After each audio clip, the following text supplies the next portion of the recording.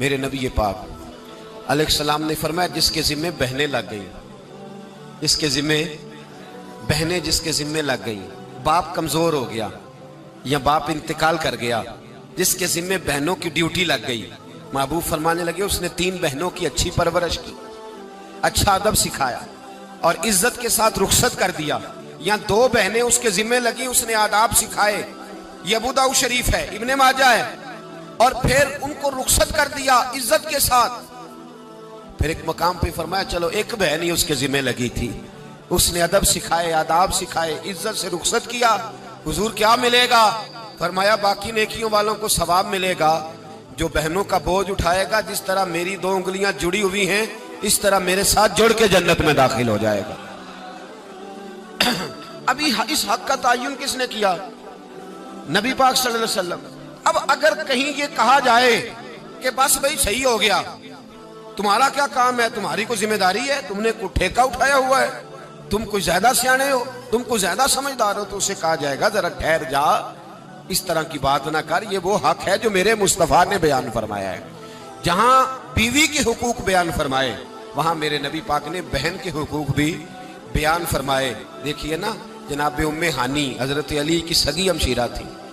نبی پاک صلی اللہ علیہ وسلم کی چچا زاد بہن تھی، پر اللہ کے رسول ہمیشہ انہیں تحفے بھیجا کرتے، ان سے محبت فرماتے، ان کے بچوں کے ساتھ پیار کرتے۔ فرمایا علی کی بہن نہیں، یہ میری بھی بہن ہے۔ کیا لوگوں کو تاریخ کی وہ بات یاد نہیں؟ آج میں نے دیکھا ہے بھائی کے پاس شاہ خرچیوں کے لیے بڑے پیسے ہوتے ہیں، بھائی کے پاس بڑا سرمایہ ہے، جب شاہ خرچیاں کرنی ہو، سال کے بعد 2-3 چکر کاغان نران کے بھی لگانے ہو تو اس کے پاس روپیہ ہے، پیسہ ہے، اور اگر اس کی اماں کہہ دے کہ بیٹا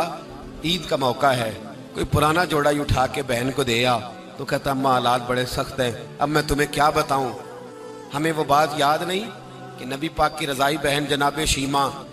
جب ان کے قافلے کے خلاف مسلمان لڑے، انہوں نے جنگ کی اور وہ قید ہو کے آئیں، تو حضرت ابو ہریرہ سے کہنے لگی جا کے مصطفیٰ کریم کو بتاؤ میں تمہاری بہن ہوں۔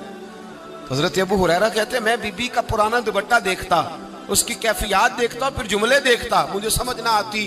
تو میں نے جا کے حضور سے کہا کوئی شیمہ نام کی بی بی ہے؟ تو کہتے ہیں ابھی میں نے جملے بھی پورے ادا نہیں کیے، نبی پاک ممبر سے اٹھ کے کھڑے ہو گئے اور رسول پاک کی چادر مبارک ممبر پہ رہ گئی، محبوب اٹھ کے گئے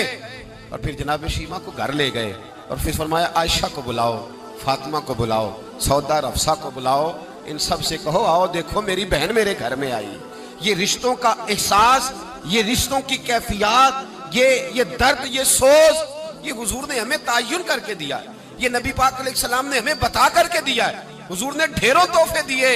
اور ایسی آفر کی جس کے لیے امت تڑپتی ہے، ترستی ہے۔ حضور نے فرمایا شیمہ اگر تو پسند کرے تو تیرے لیے مدینے میں مکان نہ بنا دوں، اگر تو کہے تو یہاں تیرے لیے مکان نہ بنا دوں